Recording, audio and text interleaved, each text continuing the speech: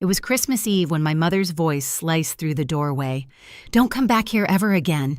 Her words hit harder than the icy wind behind me. The porch light flickered, casting her shadow across the snow like a warning. My father stood silent, arms crossed, eyes cold.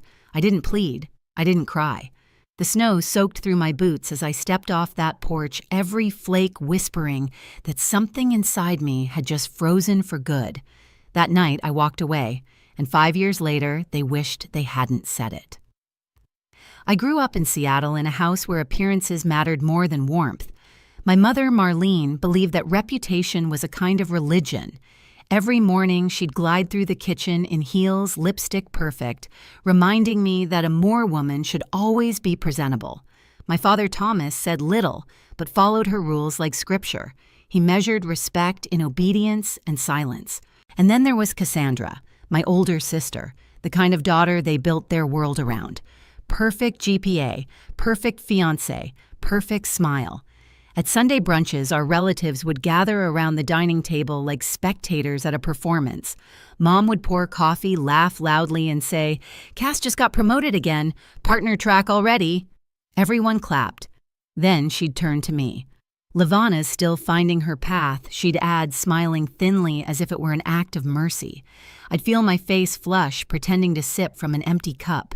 Back then, I tried so hard to be the peacekeeper. I'd help set the table, run errands, stay quiet when Cassandra interrupted me mid-sentence. I thought maybe if I gave more, they'd love me more. But love in that house had conditions, degrees, titles, and the right kind of company. I was 20 when I met Dylan Reese. It was late spring, the air still cold from Seattle rain.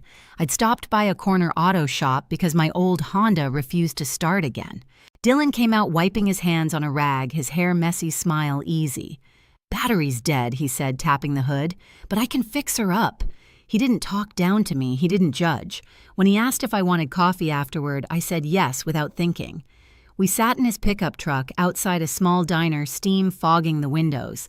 He told me about growing up without much but working hard for everything. I told him about my family, how nothing I did ever seemed enough. He just nodded and said, "Maybe they're looking at the wrong things." That night, for the first time in years, I laughed freely. Weeks turned into months. I started visiting the garage after work, bringing sandwiches, learning to change tires just to stay longer. Dylan's world was loud, messy, and real, nothing like the polished quiet of my parents' home. I liked it. I liked him. But I also knew what my parents would think. When I finally told Mom, she stared at me like I'd confessed a crime. "A mechanic, Levana, really?" Her voice dripped with disbelief. "You went to college. You could be with someone who wears a suit, not grease." Dad didn't say much. He just folded his newspaper tighter. Cassandra tried to smooth it over with her usual calm tone. "They just want what's best for you," she whispered later, but her eyes said she agreed with them. From then on, every dinner became an interrogation. "Does he even have health insurance?" Mom would ask between bites. "What's his plan for the future?" Dad added. I wanted to shout that Dylan was kind, that he worked harder than anyone I knew. But I didn't.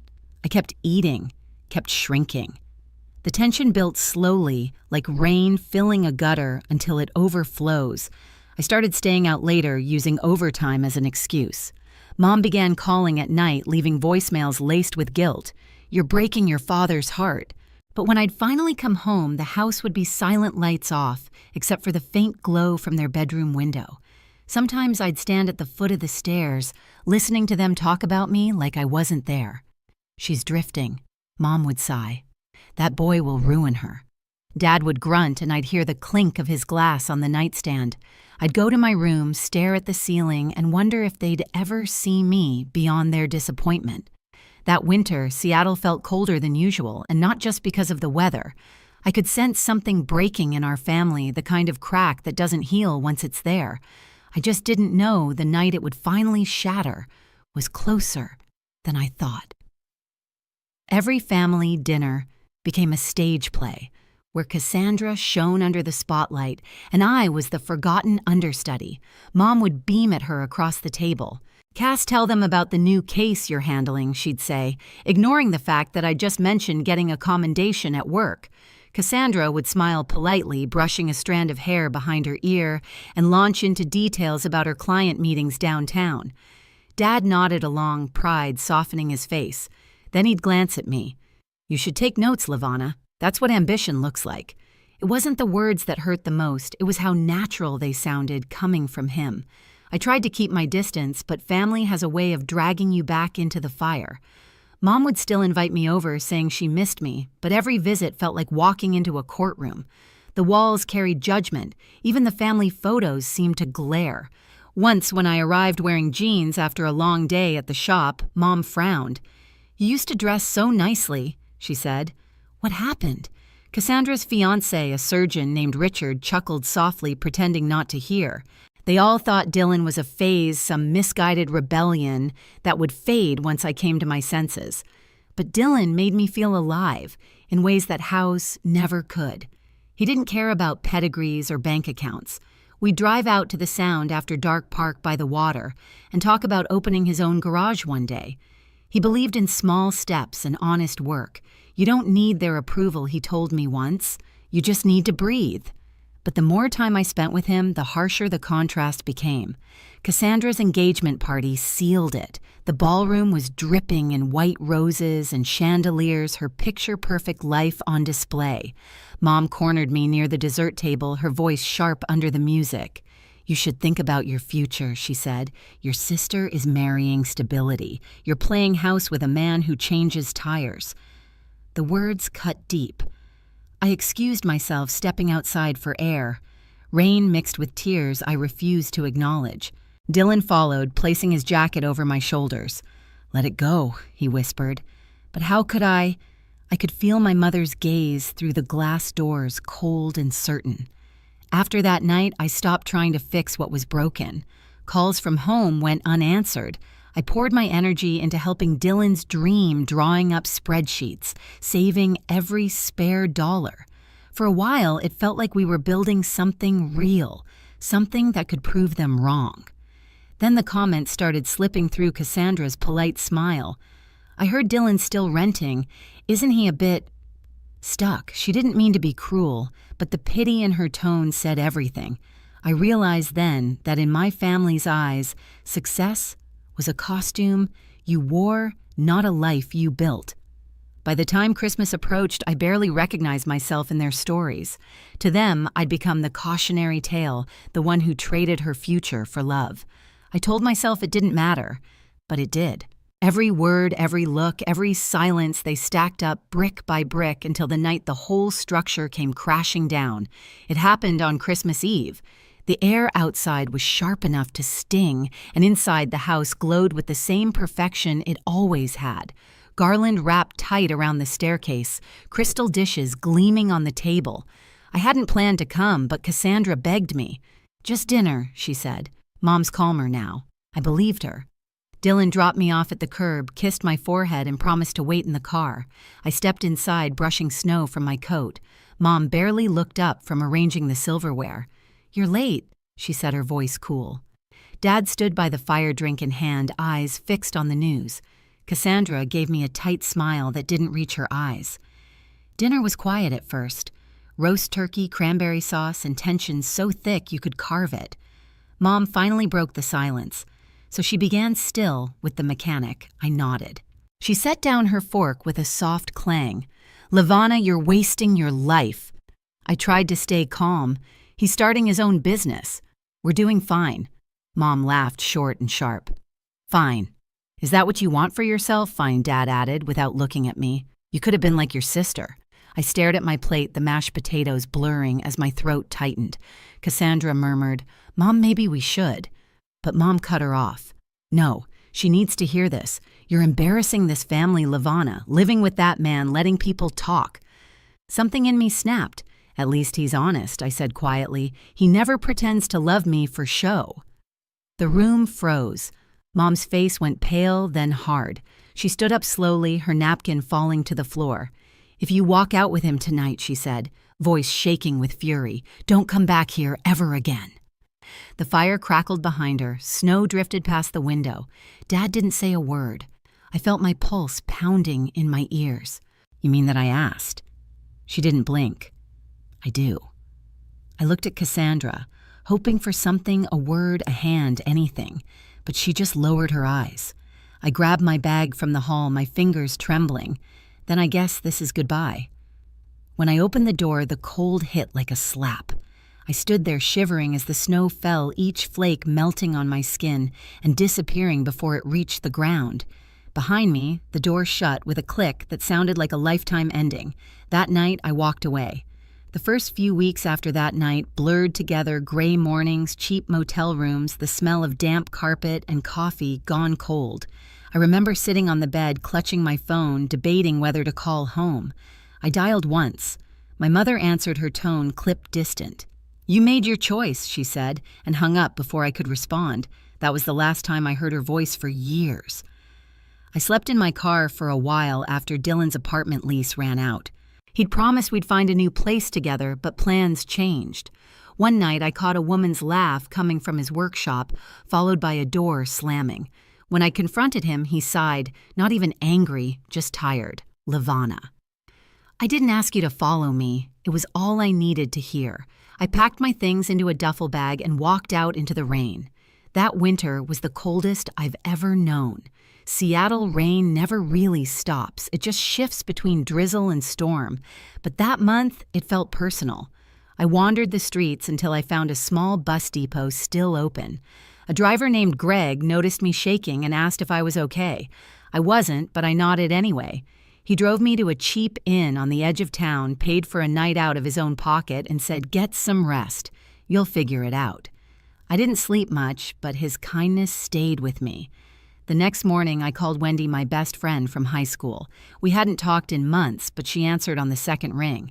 "Levana," she said, her voice warm.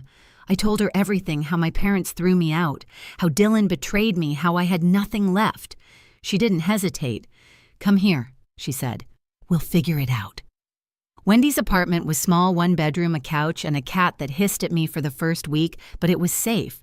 She handed me a mug of instant coffee and $200 from her tip jar. "It's not much," she said, "but you're starting over." And I did. I took a job at a convenience store, working double shifts, saving every cent I could. The customers barely looked at me, but I didn't care. I needed structure, something to anchor me. I started walking to work every morning before sunrise, watching the city wake up, the neon signs flickering off the smell of wet asphalt, the sound of the first buses rolling by. Slowly, I began to feel human again. One night, after counting the till, I found a flyer pinned to the bulletin board: evening accounting courses, community college open enrollment. I tore it down and took it home. Numbers had always made sense to me. They didn't lie, didn't twist meanings. They added up or they didn't. I signed up the next day. Balancing classes and work was brutal. I'd leave the store at midnight, catch the last bus, and collapse on Wendy's couch with my textbooks open. But every exam I passed, every small victory, built a new version of me, one who didn't need permission to exist. 2 years later, I finished the program and landed a junior accountant position at a financial firm downtown. The first time I saw my name on the office door, Levana Moore Accounting Department, I cried quietly in the stairwell so no one would see. That's where I met Raymond Cole. He was a history teacher who came into the office to set up a retirement plan. He had this calm energy, the kind that made the room quieter without trying. He asked if I wanted to grab coffee sometime, and for once I didn't hesitate out of fear. With him, I didn't feel like I had to explain who I used to be. 5 years after walking out into that snow, my life didn't look like redemption. It looked like peace.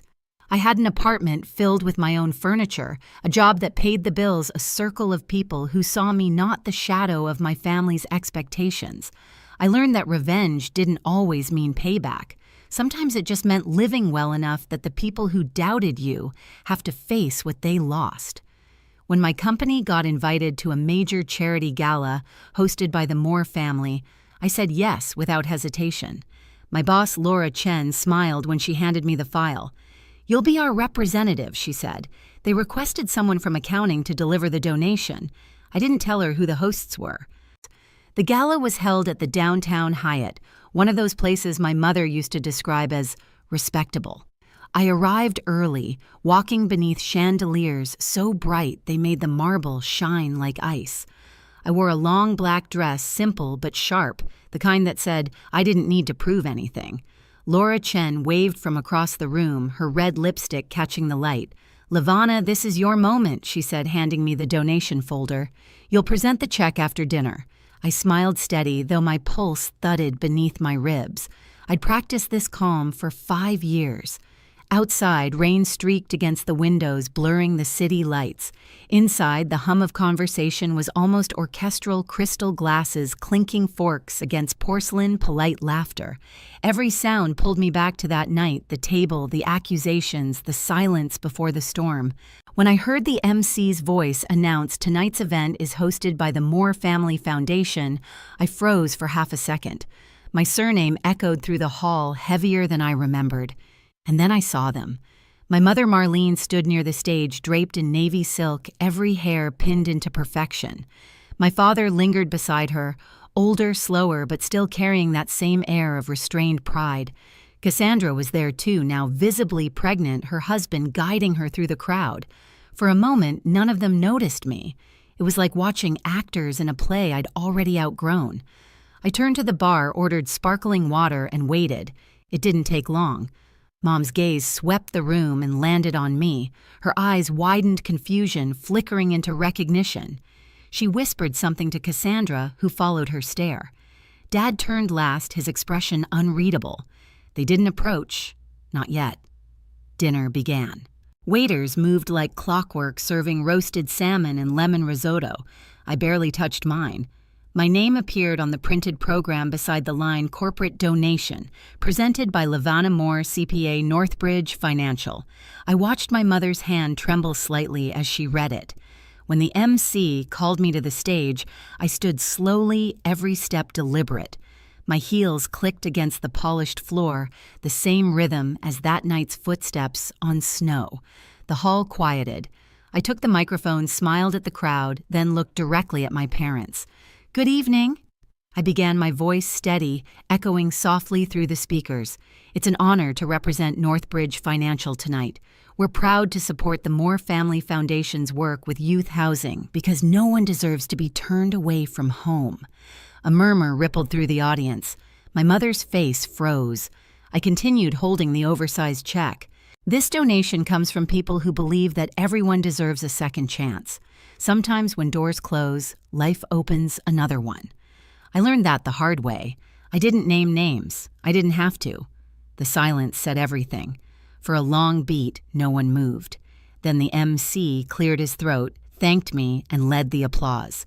Dozens of strangers clapped, unaware of the history crackling like electricity across the stage. I handed the check to Laura and stepped down. My mother reached me before I reached the exit. "Levana," she said, her voice low, taut. "You could have warned us." I met her eyes. "You warned me first," I said. "Remember." Her jaw tightened. "That night we were scared. We didn't mean—" "Don't," I interrupted. "You meant it, and maybe you needed to. Because if you hadn't, I'd still be the daughter trying to earn her seat at this table." Cassandra hovered behind her, one hand on her stomach, tears shining in her eyes. "Levana," she whispered, "they've changed. Mom, she regrets everything." I nodded once, maybe, but I'm not here for that. I'm here because I built something they said I never could. My father finally spoke. "We're proud of you," he said quietly, as if pride could erase years of silence. "Pride," I repeated, tasting the word. "That used to mean everything to you. Now it means nothing to me." For a moment, none of us moved. Around us, people laughed. Music swelled, champagne glasses clinked. I almost felt detached watching someone else's family disintegrate under the soft glow of chandeliers. Raymond appeared beside me, his hand warm against my back. "You okay?" he asked softly. I turned to him and smiled. "Yeah, better than okay." He nodded toward the exit. "Then let's go." As we walked out, I heard my mother calling my name again, softer this time, almost pleading. I didn't turn around. Outside, the rain had turned to mist. The city glimmered beneath it, reflections rippling in puddles. I inhaled deeply, the air cool and clean. Raymond opened the car door, but I paused, glancing back at the hotel's glass facade. Through it, I could see my parents standing together under the ballroom light, their figures small against the golden backdrop. I remembered the porch light from that night, the snow falling, the sound of the door closing. The same ache tried to rise in my chest, but it couldn't touch me anymore. I had outgrown it. Raymond followed my gaze. "That them?" he asked. I nodded. "Yeah, that's them." He waited. "You want to talk to them?" "No." I smiled faintly. "They'll talk to themselves. Regret's loud enough." He reached for my hand. "You sure?" "I'm sure." I said and meant it.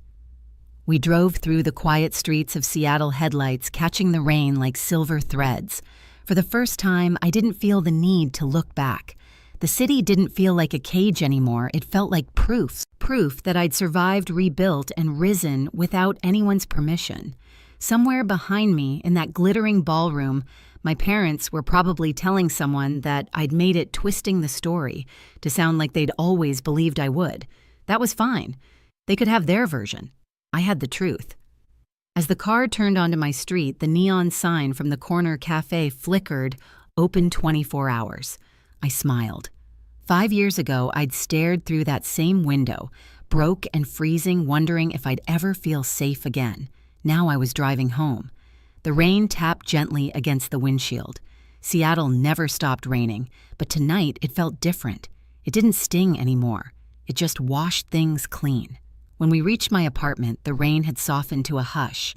Streetlights shimmered across the wet pavement, and I could see my reflection in the glass, steady, unafraid.